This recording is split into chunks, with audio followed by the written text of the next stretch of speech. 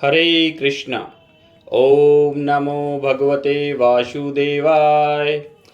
धर्मराज युधिष्ठिर बोले कि हे देवकी नंदन, वैशाख मास के कृष्ण पक्ष की एकादशी का क्या नाम है, उसकी विधि क्या है तथा उसके करने से क्या फल प्राप्त होता है एवं उसका महात्म्य क्या है, आप विस्तार पूर्वक मुझसे कहिए।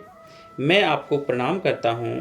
भगवान श्री कृष्ण ने कहा, हे राजेश्वर, वैशाख मास के कृष्ण पक्ष की एकादशी को वरुथनी एकादशी के नाम से जाना जाता है। यह सौभाग्य देने वाली, सब पापों को नष्ट करने वाली तथा अंत में मोक्ष देने वाली है। इसकी महात्म्य एवं कथा मैं आपको बतलाता हूँ। वरुथनी एकादशी व्रत कथा प्राचीन काल में नर्मदा नदी के तट पर मानधाता नामक राजा राज्य करते थे। वह अत्यंत दानशील तथा तपस्वी थे। एक दिन जब वह जंगल में तपस्या कर रहे थे, तभी न जाने कहां से एक जंगली भालू आया और राजा का पैर चबाने लगा। राजा अपनी तपस्या में लीन रहे।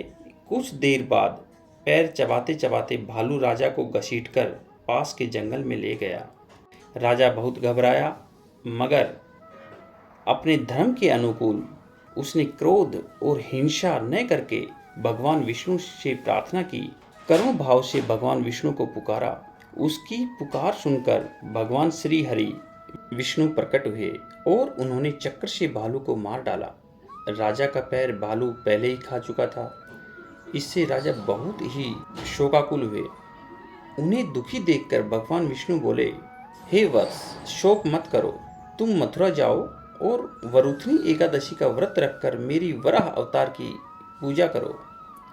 उसके प्रभाव से पुनः सुदृढ़ अंगों वाले हो जाओगे। इस भालू ने तुम्हें जो काटा है, यह तुम्हारे पूर्व जन्म का अपराध था। भगवान की आज्ञा मानकर राजा मानधाता ने मथुरा जाकर श्रद्धापूर्वक वरुथनी एकादशी का व्रत किया। इसके प्रभाव से राजा शीघ्र ही पुनः सुंदर और संपूर्ण अंगों वाले हो गए। इसी एकादशी के प्रभाव से राजा मानधाता स्वर्ग गए। जो व्यक्ति भय से पीड़ित है, उसे वरुथनी एकादशी का व्रत रखकर भगवान विष्णु का स्मरण करना चाहिए। इस व्रत को करने से समस्त पापों का नाश हो जाता है और मोक्ष मिलता है।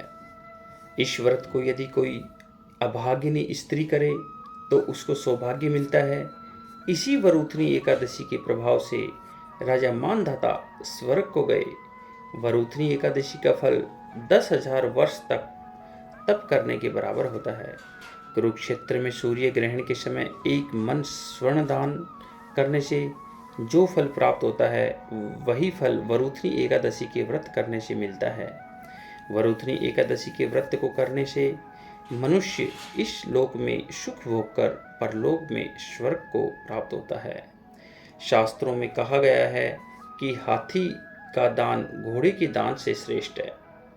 हाथी के दान से भूमि दान, भूमि के दान से तिलों का दान, तिलों के दान से स्वर्ण का दान तथा स्वर्ण के दान से अन्न का दान श्रेष्ठ है।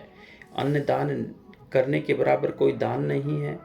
अन्न दान से देवता, पितृ और मनुष्य तीनों तृप्त हो जाते हैं। शास्त्रों में इसको कन्यादान के बराबर माना जाता है। वरुथनी एकादशी के व्रत से अन्नदान तथा कन्यादान दोनों के बराबर फल मिलता है। जो मनुष्य लोभ के वश होकर कन्या का धन लेते हैं, वे प्रलय काल तक नरक में वास करते हैं या उनको अगले जन्म में बिलाव का जन्म लेना पड़ता है। जो मनुष्य प्रेम एवं धन सहित कन्या का दान करते हैं, उनके पुण्य को चित्रगुप्त भी लिखने में असमर्थ हैं, उनको कन्यादान का फल मिलता है।